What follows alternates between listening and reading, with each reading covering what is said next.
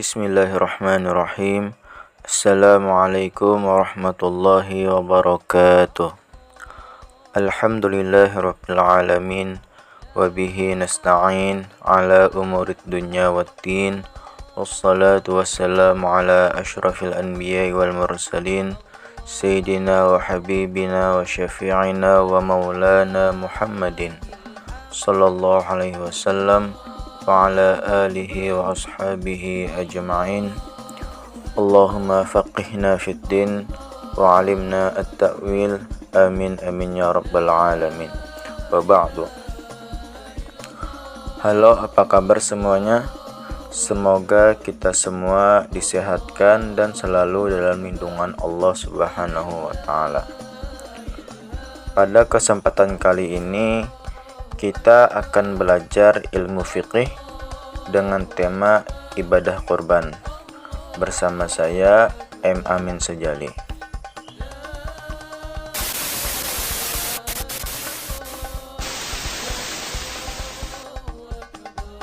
Tahukah kamu apa itu kurban?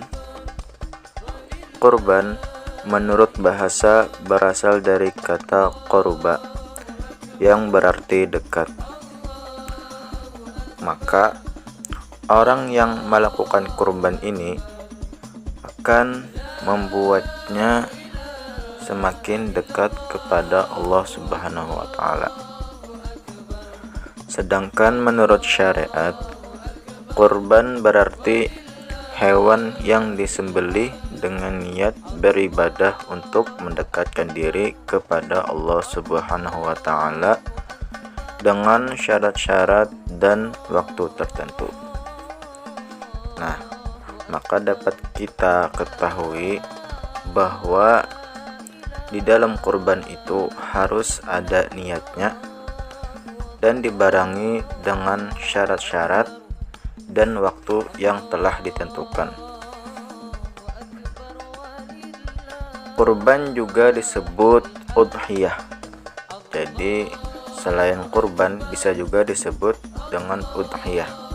Udhiyah ini pun artinya adalah kurban.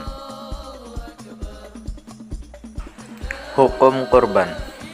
Nah, jadi apa sih hukumnya berkurban ini? Sebagian ulama berpendapat bahwa berkurban itu hukumnya wajib. Pendapat ini berdasarkan firman Allah Subhanahu wa taala yang ada pada surah Al-Kautsar ayat 1 sampai 2 yang bunyinya Bismillahirrahmanirrahim, Inna a'tainakal kautsar fasholli lirabbika wanhar, yang artinya sesungguhnya kami telah memberikan kamu nikmat yang banyak, maka dirikanlah salat, wanhar, dan berkurbanlah. Nah, berdasarkan ayat tersebut, maka beberapa ulama berpendapat bahwa kurban itu hukumnya adalah wajib. Sedangkan jumhur ulama atau mayoritas ulama, mereka berpendapat bahwa hukum berkurban adalah sunnah muakkad. Sunnah muakkad ini maksudnya adalah sunnah yang sangat dianjurkan untuk dikerjakan. Nah, pendapat mereka ini berdasar pada sabda Rasulullah SAW, yaitu umirtu bin nahri wa huwa sunnatun lakum, yang artinya aku diperintahkan berkurban dan kurban itu sunnah bagimu. Nah, maka berdasarkan hadis tersebut dapat kita pahami bahwa Rasulullah SAW diwajibkan untuk berkurban. Namun untuk umatnya, yaitu kita, hukum berkurban itu hanya sunnah. Hukum kurban menjadi wajib apabila kurban tersebut dinazarkan. Sebagai contoh, seseorang yang bernazar apabila dia lolos tes CPNS, maka dia ingin berkurban.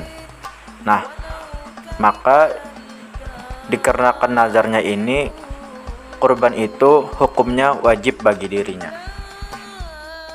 Baiklah, selanjutnya latar belakang terjadinya ibadah kurban. Di dalam Al-Quran telah terdokumentasikan secara nyata ketika Nabi Ibrahim alaihissalam bermimpi menyembelih putranya yang bernama Ismail alaihissalam sebagai persembahan kepada Allah Subhanahu wa taala. Mimpi itu kemudian diceritakan kepada Ismail alaihissalam, dan setelah mendengar cerita itu, ia langsung meminta agar sang ayah melaksanakan sesuai mimpi itu, karena Nabi Ismail meyakini itu benar-benar datang dari Allah Subhanahu wa taala. Sebagaimana firman Allah Subhanahu wa taala di dalam Quran surah As-Saffat ayat 102 yang bunyinya, فَلَمَّا بَلَغَ مَعَهُ السَّعْيَ قَالَ يَا بُنَيَّ إِنِّي أَرَى فِي الْمَنَامِ أَنِّي أَذْبَحُكَ فَانظُرْ مَاذَا تَرَى قَالَ يَا أَبَتِ افْعَلْ مَا تُؤْمَرُ سَتَجِدُنِي إِنْ شَاءَ اللَّهُ مِنَ الصَّابِرِينَ. Waktu menyembelih kurban. Nah, jadi kapan kurban itu dilaksanakan atau kapan hewan kurban itu disembelih? Waktu yang ditetapkan untuk menyembelih kurban yaitu sejak selesai sholat Idul Adha pada 10 Zulhijjah sampai terbenam matahari tanggal 13 Zulhijjah atau akhir dari hari tasyrik. Maka dari itu dapat disimpulkan bahwa kurban itu dianggap tidak sah apabila dilaksanakan sebelum selesainya sholat Idul Adha, atau kurban itu dianggap tidak sah juga ketika dilaksanakan melebihi tanggal 13 Zulhijjah. Ini sesuai dengan sabda Rasulullah SAW, "Man zabaha qabla ay yusalliya falyazbah ukhra." Artinya, barang siapa menyembelih hewan kurban sebelum dia mengerjakan sholat, maka hendaklah ia menyembelih yang lain sebagai gantinya. Baiklah, selanjutnya ketentuan hewan kurban. Nah, jadi apa saja ketentuan-ketentuannya? Hewan yang dijadikan kurban adalah hewan ternak. Nah, apa yang dimaksud dengan hewan ternak ini? Hewan yang dimaksud adalah unta, sapi, kerbau, dan kambing atau domba. Maka hewan-hewan yang di luar disebutkan tadi tidak boleh dijadikan sebagai hewan kurban. Sebagai contoh, tidak boleh berkurban dengan hewan kuda atau zebra atau ayam, apalagi ikan. Nah, itu tidak diperbolehkan. Karena apa? Karena hewan-hewan itu tidak disebutkan dalam hewan yang boleh dijadikan sebagai kurban. Jadi hewan yang boleh dijadikan kurban itu hanya unta, sapi, kerbau, dan kambing atau domba. Khusus unta ini menjadi hewan yang paling afdol untuk dijadikan sebagai hewan kurban. Adapun hewan-hewan tersebut dapat dijadikan hewan kurban dengan syarat telah cukup umur. Nah, maka hewan yang belum mencukupi umur tidak boleh dijadikan sebagai hewan kurban. Atau pada hewan itu ditemukan ada cacat, misalnya pincang, sangat kurus, atau sakit. Nah, maka hewan yang seperti itu tidak sah atau tidak diperbolehkan dijadikan. Tadi sebelumnya kita sudah mempelajari mengenai ketentuan hewan kurban. Dan salah satu ketentuan atau syarat dari hewan kurban tersebut adalah umurnya sudah cukup. Nah, maka di usia berapakah hewan-hewan tersebut dapat dikatakan umurnya cukup? Nah, selanjutnya kita akan belajar mengenai ketentuan umur hewan kurban. Pertama ada domba. Usia minimal domba bisa dijadikan sebagai hewan kurban adalah 2 tahun. Selanjutnya ada kambing dengan minimal usia 1 tahun. Lalu selanjutnya ada unta.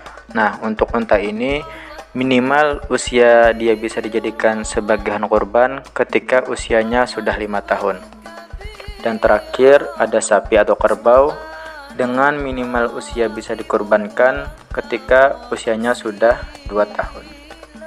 Nah, maka jika ada orang yang berkurban menggunakan hewan-hewan tersebut namun umurnya belum mencapai usia yang telah disebutkan, misalnya ada orang yang berkurban dengan domba namun ternyata dombanya itu umurnya masih 1 tahun, maka hewan kurbannya itu dianggap tidak sah.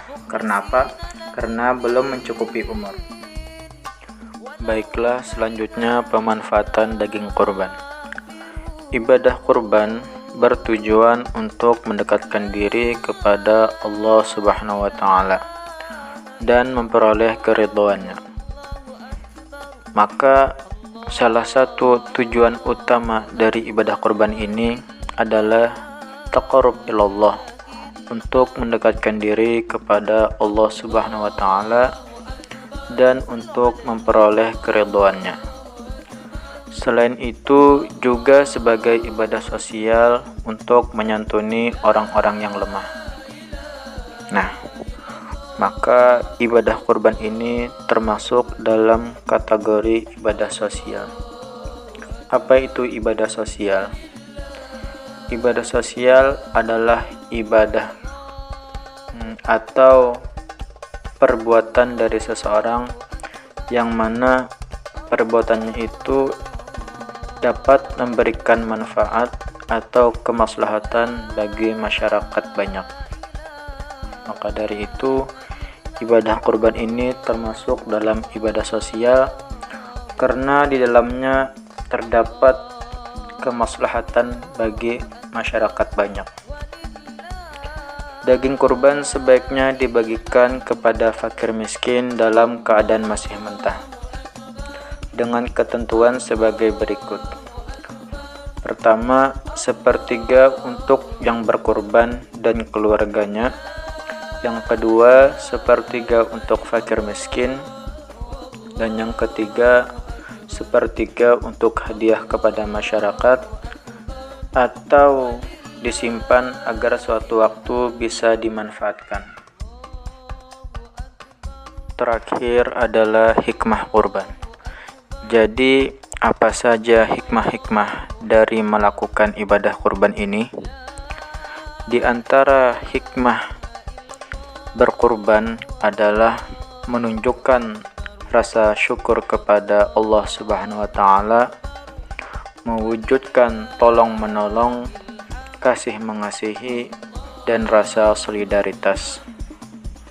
Terakhir, memperkokoh tali persaudaraan karena ibadah kurban melibatkan semua lapisan masyarakat. Tadi sebelumnya sudah kita ketahui bahwa ibadah kurban ini termasuk dalam ibadah sosial. Maka dari itu pastilah hikmah dari berkurban ini erat kaitannya dengan masyarakat secara luas. Mungkin itu saja yang bisa saya sampaikan pada kali ini. Mohon maaf apabila ada kesalahan. Akhirul kalam. Wassalamualaikum warahmatullahi wabarakatuh.